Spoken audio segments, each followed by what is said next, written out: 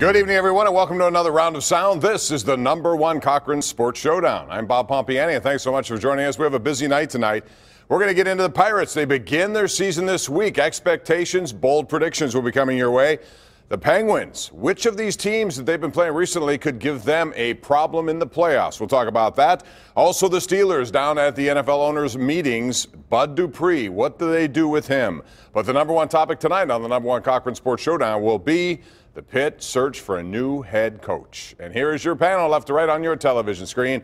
We have Andrew Fillipponi, nationally known, locally owned. CBS Sports Radio, nationally on Sundays, but here, Cochran Pony, 5 days a week. In the middle, outstanding journalist from the Associated Press, Mr. Will Graves, and the one and only Paul Zeise from the Paul Zeise program on The Fan, as well as the Pittsburgh Post-Gazette. He's been writing a lot on this topic. So, Paul, I'll start with you. This situation has turned into a sort of a disastrous situation for Heather Lyke and the Pitt program. They don't have a coach. They don't have the semblance of a team. So my question, given everything that we've seen so far in the last couple of weeks, would they have been better off just keeping things as they were and saying, look, we believe that Kevin Stallings, with a new class coming in, could be somebody who takes this program forward, at least to the point where they can be competitive?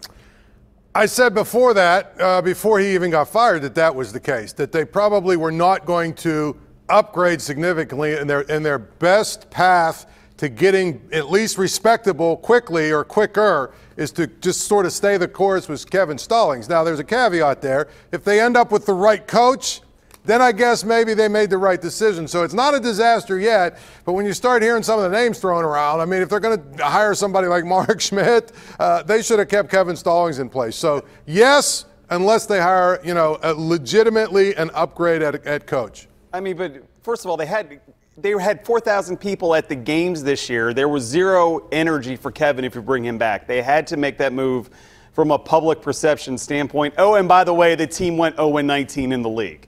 My problem. It's only 2 years. My problem with one recruiting class. I have never seen a program fall as far as fast as Pitt has last 2 years without some NCAA violation or some teammate murdering another teammate like we had at Baylor. The thing I can't get about this is Pitt. What does Pitt want? What do the Pitt fans want? What Heather Lyke wants and what the Fans want seem to be a totally different thing. John Wooden himself. Pitt Twitter would be like, well, I don't know. His stuff's kind of outdated. I don't know. He's kind of old. I mean, Will, we know what Pitt wants. They want Sean Miller. And he's got, for next year, he's got a crappy situation at Arizona. He's got enough job security where he could coach there in 2019. But beyond that, what? That's a program with high expectations. In 9 years, he's never been to the Final Four. He's got zero recruiting class for next year, and his entire starting five is gone. So, look, I know what the FBI is breathing down that program's neck, but last I checked, Bruce Pearl is still at Auburn. Andy Enfield is still at USC. The only guy that's gotten candier is Patino, and that's because it's a third strike. So, to me, I don't get why Pitt didn't put the full court press on this guy. Just go all in on Miller. You're talking about 4,000 fans. If he's your coach next year, they could go 2-16 in the ACC, and you'd have 8,000 fans. What about further?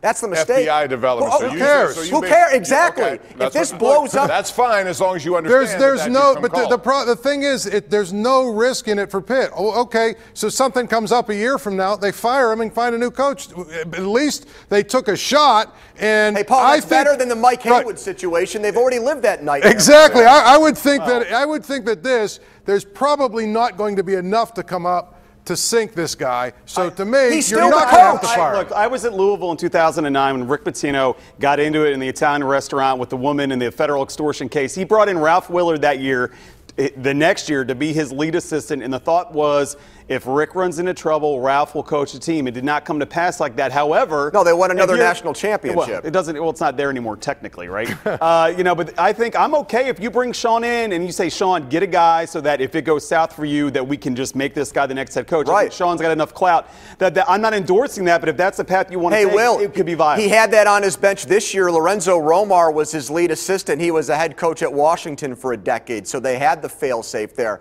You're a West Virginia guy. Worked okay for West Virginia, didn't it? I mean, when he got hired, I know he was at Kansas City in between Cincinnati, but he had the lack of institutional control label slapped on him at Cincinnati, which is about as bad as it can get for a head coach. He went home. That program's in much better shape.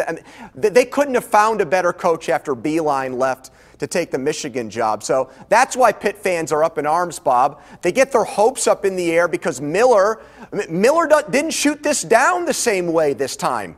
He didn't come out and say, I've got a better job, I'm not interested. He said, I'm not a candidate. Until he comes out and explicitly says, I have no interest in Pitt, that rumor is not going to die with fans. Let me ask you this question about Heather Lyke. Now, she's spearheading this. So, Will, when you see what she has done, did she have a clear-cut plan going into this? It seemed like the number one issue was just get rid of Stallings. We'll figure out something after that. And they knew they had to overpay. And even at overpaying, they didn't get the guy they wanted. Well, what was the plan? What do you think now should be the plan? I think they wanted to prove that they had money. That's why you let it out there that you've got $3+ million to spend. It's also good agenting, by the way, by Danny Hurley's agent to say, hey, UConn, Pitt's going to give us this money over here. I think that is good, especially when people say Pitt doesn't have money because they got to pay their old coach $9 million. They made a run at their top choice. I think every AD in the country has a list of people for their marquee programs they go after. They got turned down by the first one. The Sean Miller, did they not? Who knows? It doesn't matter. What about Crean and Mata? Those are, I mean, if you look at those are two more strikes. Well, I mean, look, I think, Mata saying for the Georgia job, he doesn't sure he can put his energy into it. I mean, that to me says he's unhireable. Well, Will, how about Crean? He used Pitt. Same situation. And that's fine. I mean, as anybody if you've got multiple offers, you pick the offer that suits you. So I'm not going to, we'll see.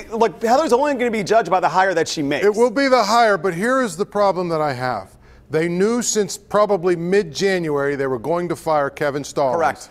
Every single other situation I've ever seen in that, they would have had people, intermediaries and everything else. They would have known who they had a chance to get. They would be on to candidate 2 or 3 already, and this would be done. The fact, it looks to me like they said, okay, Hurley's our guy, and they put all their eggs in that basket, but they weren't even sure that he could come. To me, that's where they dropped the ball. But again, if they end up with the right guy, then none of this really matters. We won't know that for a few years, but next year, no matter what the case, is not going to be a smooth year at all, and we will have more coming up. Maybe at the end of the show, we'll get into the Final Four now that we know the 4 teams involved. But when around you, spring is a great time to be a sports fan in Pittsburgh. You know that. It's a great time also to drive home a winner from number 1 Cochran, because right now, during their Spring for a New Car event, you'll get special offers on all models, plus an extra $750 over Kelly Blue Book value for your trade.